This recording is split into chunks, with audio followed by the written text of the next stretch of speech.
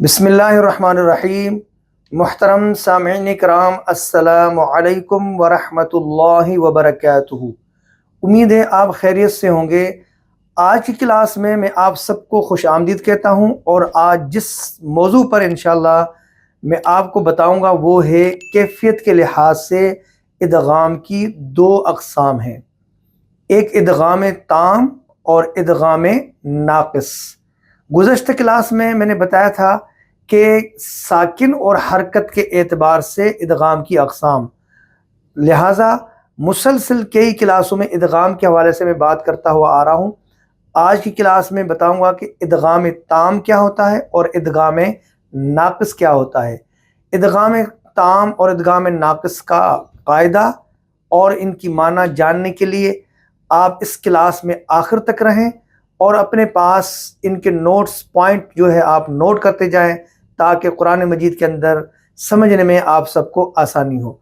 तो आइए अब हम देखेंगे कि इन दोनों का कायदा क्या है। सबसे पहले इदगाम ताम को हम लेंगे, यानी कैफियत के एतबार से इदगाम की जो अक़साम है उनमें पहली किस्म है इदगाम ताम।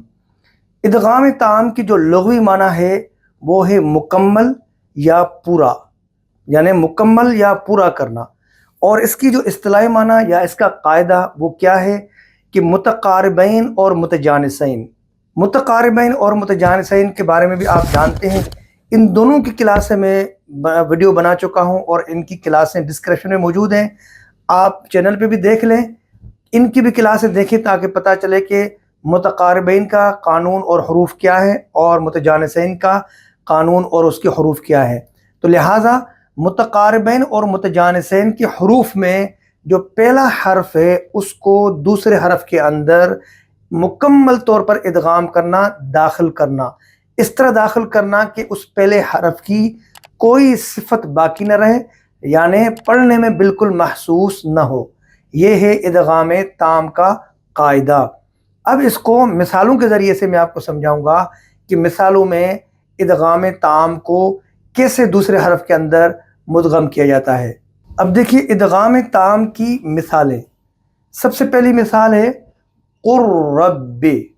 अब आप मिसाल में समझिएगा, गौर कीजिएगा कि यहाँ पर ये जो पहला हर्फ है ये साकिन है, ठीक है, ये जो पहला हर्फ है ये साकिन है।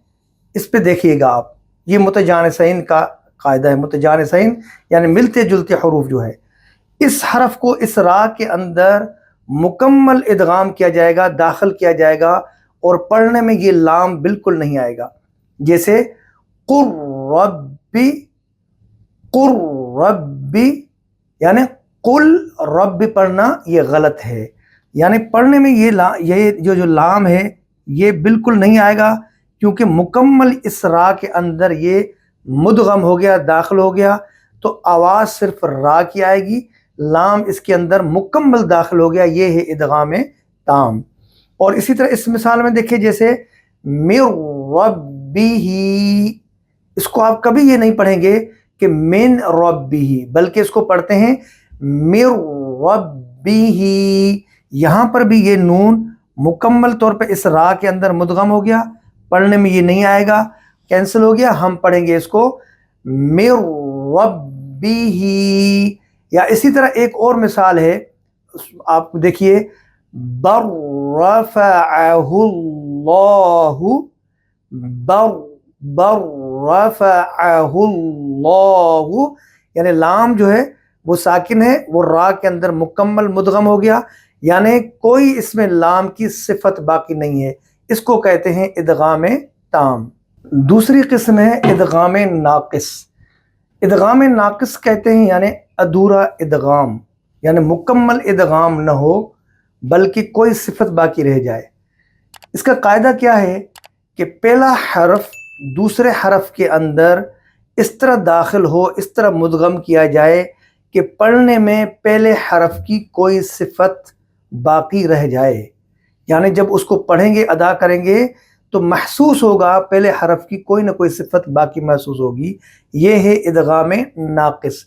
अब इसको मिसालों के ज़रिए समझाऊंगा। मिसालें जब आएंगी तो आपको समझ में आएगा कि वाकई इदगाम नाक़िस में अदा करते वक्त उसमें किसी न किसी हर्फ की सिफत बाकी रहती है।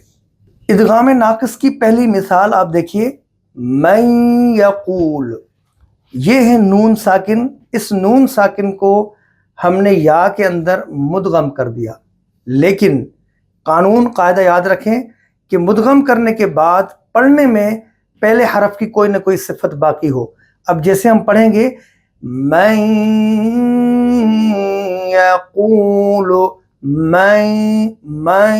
मैं यानी क्या है, अदा करते वक्त ये जो हम गुना कर रहे हैं, इस गुना में या में हालांकि नून को हम मुदगम कर रहे हैं, लेकिन अदा करते वक्त फिर भी नून की आवाज़ महसूस हो रही है, पढ़ने में आ रही है, तो लिहाजा इसको कहते हैं इदगाम नाकिस। जैसे मैं यकूल। इदगाम नाकिस की दूसरी मिसाल देखिए आप, मिन वालिन। म्यू, यहाँ नून को हमने वाव के अंदर मुदगम किया, लेकिन अदा करते वक्त नून की आवाज़ फिर भी महसूस हो रही है।